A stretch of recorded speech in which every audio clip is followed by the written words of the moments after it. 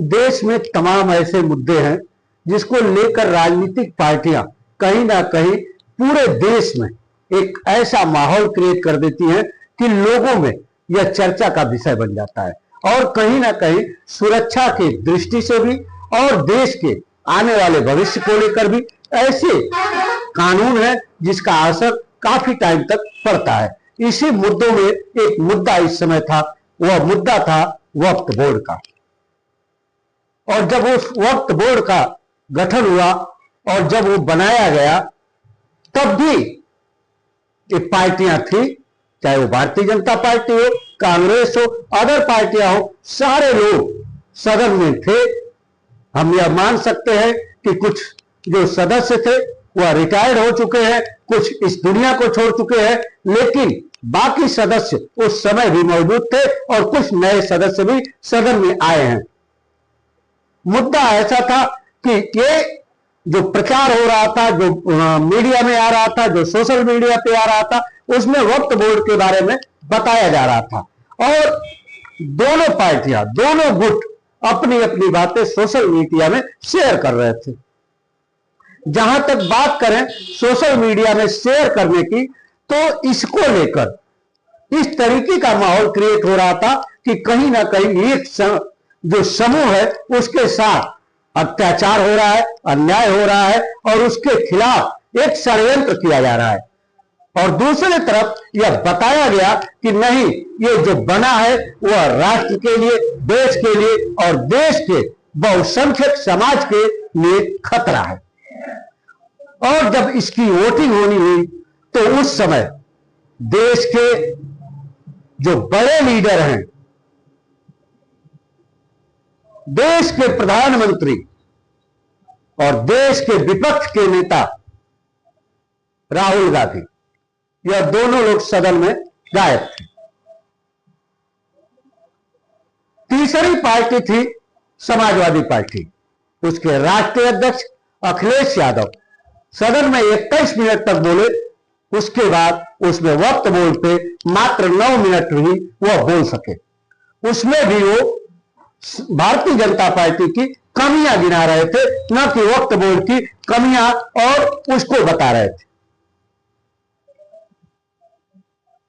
कई नोक-झोंक होने के बाद जब वोटिंग का मामला आया, तो जब वोट पड़ा तो देखा गया कि 238 मत जो है वक्फ बोर्ड को उसके खिलाफ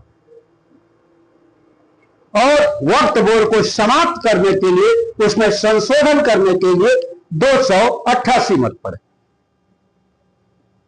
यह सोचने का विषय था। जो वोट है, अब मैं उस मुद्दे पे आता हूं, जो वोट पड़ा 120 करोड़ और 20 करोड़ मतदाताओं के जनसंख्या के हिसाब से देखें तो आपको समझ में आएगा कि कितना अंतर था।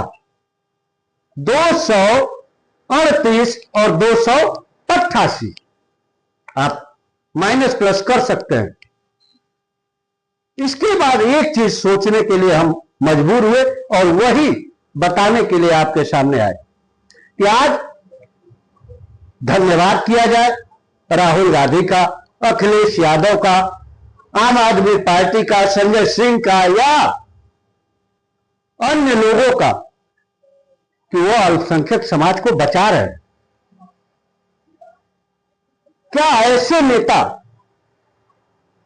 अगर पाकिस्तान और बांग्लादेश में रहे होते तो वहां पे जो हिंदू, सिख, ईसाई, बौद्ध को मानने वाले लोग थे वे भी आज सुरक्षित होते। ऐसी राजनीतिक पार्टियां और ऐसे नेता अगर वहां रहे होते तो 23% से अधिक का हिंदू पाकिस्तान और बांग्लादेश में जीरो की श्रेणी में नहीं आते, उनके ऊपर यह अत्याचार नहीं होता। पूरे दुनिया के 57 मुस्लिम देशों में भी वक्फ बोर्ड नहीं है।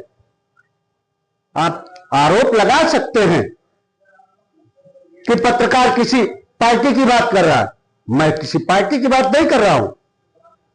जो वक्फ बोर्ड का नियम था उसमें जो अल्लाह की जमीन थी, अगर उसके खिलाफ आपको अपील करनी तो वक्फ बोर्ड में करेंगे, किसी सुप्रीम कोर्ट, हाई कोर्ट और जिला सेशन में नहीं करेंगे।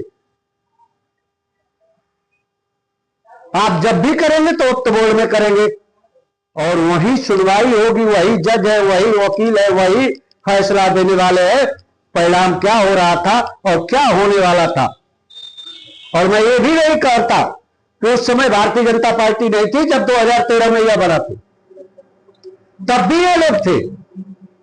कितना विरोध किए यह देश जानता होगा। लेकिन आज यह सोचिए कि अगर ऐसे नेता, ऐसे लोग, ऐसी पार्टियां रही होती तो आज पाकिस्तान और बांग्लादेश में हिंदू समाज सुरक्षित रहा होता। वहां बेटियों के साथ, महिलाओं के साथ और वहां के हिंदू समाज के साथ अत्याचार नहीं हुआ होता। जिस तरीके से माइनॉरिटी के लोगों के साथ यह पार्टियां खड़ी थी और जिस तरीके से वक्फ बोर्ड के पक्ष और विपक्ष में वोट पड़ा, क्या आप सोचिए कि जो लोग कहते हैं कि गद्दार कहां से आए, देश को लूटने वाले कहां से आए, कोई कहीं से नहीं आया, सब यहां से ट्रांसफर हो गए। और यहां एक मुद्दे पे आपको एक सोशल मीडिया पे वीडियो भी दिखेगी जो वोटिंग होने के बाद भी एक साथ बिरयानी खा रहे थे, पक्ष विपक्ष सब थे और आप बहस भी करेंगे।